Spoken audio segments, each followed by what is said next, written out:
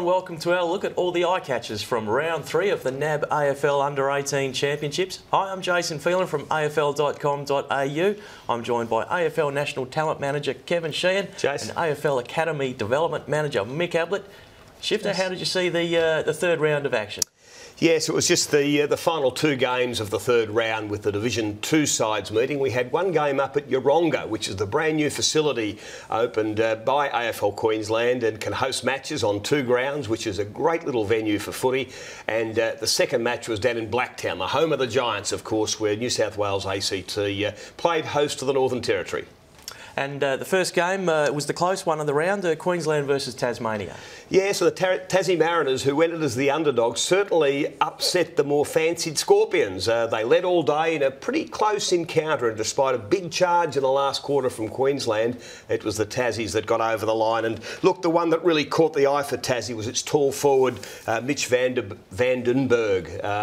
This guy is a 19-year-old from North Launceston, and he really presented very well across half forward. He took 10 marks, he had 20 possessions, he converted 2 goals, and certainly would have caught the eye of the scouts that were there. There were plenty there on the hill having a very good look at the match.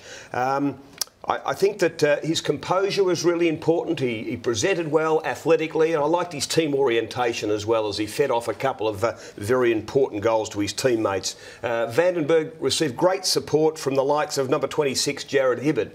He's an inside midfielder, just his contested footy was terrific. He had 25 possessions, he laid 4 tackles, and he was a very important player for the Mariners.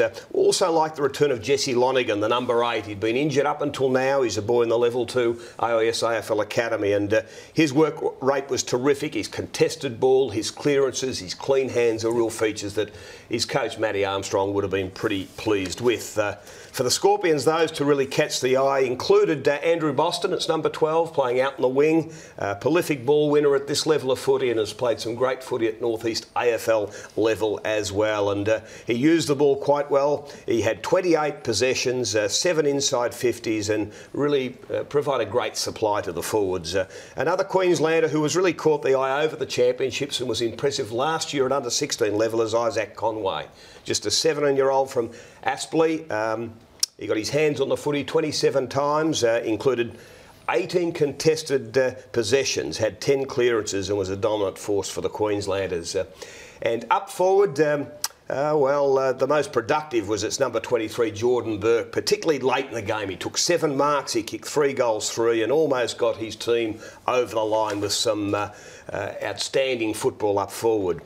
And in a day when the goals were pretty scarce, a brilliant running goal on the left foot from Queenslanders number 7, Brian Coleman Broom, was a real highlight that brought the crowd to their feet. A real team lifter for the Scorpions in the third quarter. And then finally, one more highlight for me, and this is multicultural round in the AFL, and I love watching the continued progress of Queensland's Sudanese youngster in the ruck, Aliyah. It's a great name. He's been inspired by Nick Natanui. He's a boy that's played for the World 18 in the National Under-16 Championships in the previous 2 years. And to see him progress now to represent Queensland at Under-18 level and be a great team member with his run around the ground, his team orientation being great features of his play. Then finally, it was Tassie's star of the day, Mitch van den Berg, with his 10th mark and his 2nd goal in the final moments, which sealed a very important win for the Tassies away from home. And just on, you mentioned Jordan Burke there. He's obviously the son of Geelong's Damien. Just explain how he may find his way into the AFL. It'll be an interesting one because there is a choice there for him. He's obviously available father-son to Geelong, but he is zoned to the Gold Coast Suns. It's the last year where they have the whole zone of Queensland. So he has that choice to make if there is an offer from either one of them. So he's progressing in quite a promising fashion, and we'll just have to wait and see if the offers are put and whether he makes that choice in the next number of months. Big decision for Jordan. Mick, you're up in Blacktown, New South Wales versus the NT. How did you see that one? Yeah, Jade, not quite as close as the Tassie and Queensland game there. I just want to start off by just mentioning Wally Gallio, the State Talent Manager for the NT, and Brenton Toy, the NT coach. They've done a fantastic job with these boys, Jace. They come from right the way around Australia, believe it or not. There's some of them currently playing in the TAC Cup, as well as all through the Northern Territory. So great effort by Wally and Brenton there to get these boys in a position where they've really started to come on, and I've got no qualms in rating them as the favourites for Division 2 at this stage. Been 8 years since they've won the title in Division 2, so they're up and about, the NT boys. Look, the game was fantastic on a borrow line, and a bit of a Kevin Sheedy special here, but it was speed kills was really the name of the game. The NT boys, when they had it, New South couldn't get near them, and then when the New South boys had it, they couldn't get away from them. So fantastic game. Only 5 points separated them halfway through the second quarter. But after that, it was the NT banging on 5 unanswered goals to go in and lead by 38 points at the long break. Only had 9 inside 50s, more than what the New South Wales boys did. But geez, they were efficient when they went in. On the flip side, the NT's ability to be able to win the footy back across half-back and rebound was simply clinical. They ran the ball well out of there. So just in a team, Jace, that had more moves than Footloose and Saturday Night Fever put together. A few of the eye catchers. Number 5, Jed Anderson. I know we've mentioned him previously, but 23 disposals, 3 goals, 8 tackles, and 2 of those absolutely bone-crunching they were. He left a few of the New South boys gasping for a bit of air. He was sensational, just fantastic forward, through the midfield again. Another fine display by Jed. Also number 21, Jake Need. He's actually a GWS zone player, so was up around the Blacktown area there. Again, 18 possessions from Jake, 3 tackles and a goal. Just his ability to break open the game. He really had that catch me if you can type attitude a couple of times. Looked over the shoulder, said, righto boys, see if you can get me here. Took some bounces, did some really nice things.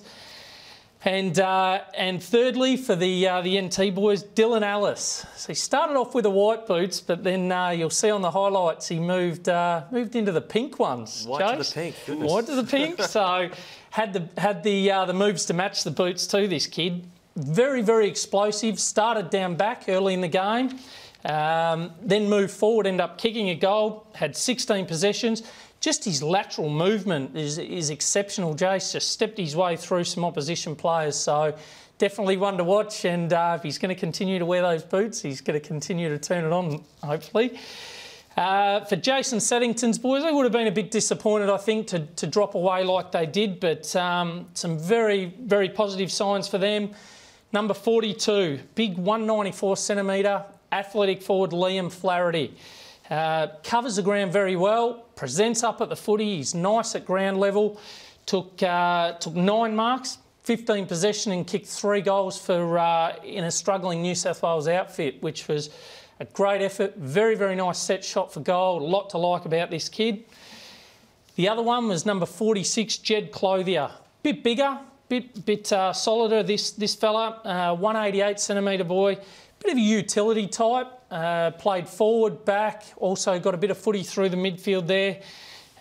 Super competitive and a very hard worker. He finished the day with 15 disposals, 3 marks and 3 inside 50s. So a little bit of work to do for the boys from New South Wales. But look, with Jason Saddington, I mean, they've also got Brad Ottens and Ty Kennelly working with that group. So no doubt they'll bounce back and come out in a pretty positive manner when they get into Melbourne later in the week.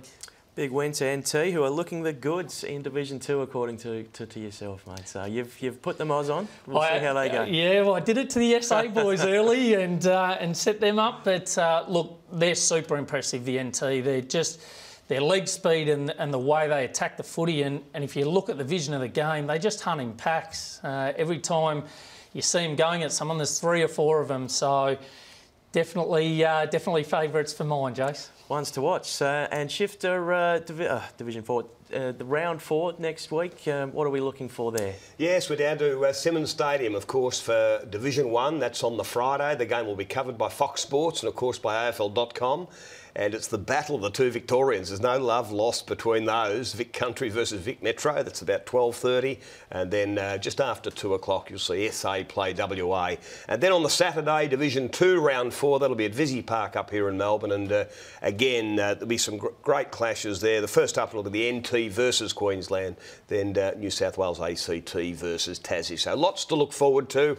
The conclusion of the championships will then be on the Wednesday and the Thursday, still here in Victoria, Etihad Stadium for Division 1 on the Wednesday. Free admission. Love to see lots of people come along and see firsthand some of the stars that really have caught the eye of us over the last couple of months. Beauty. Well, thanks, boys, and thank you for tuning in. Stay tuned next week. We'll cover round 4 of the NAB AFL Under-18 Championships. Thanks for watching.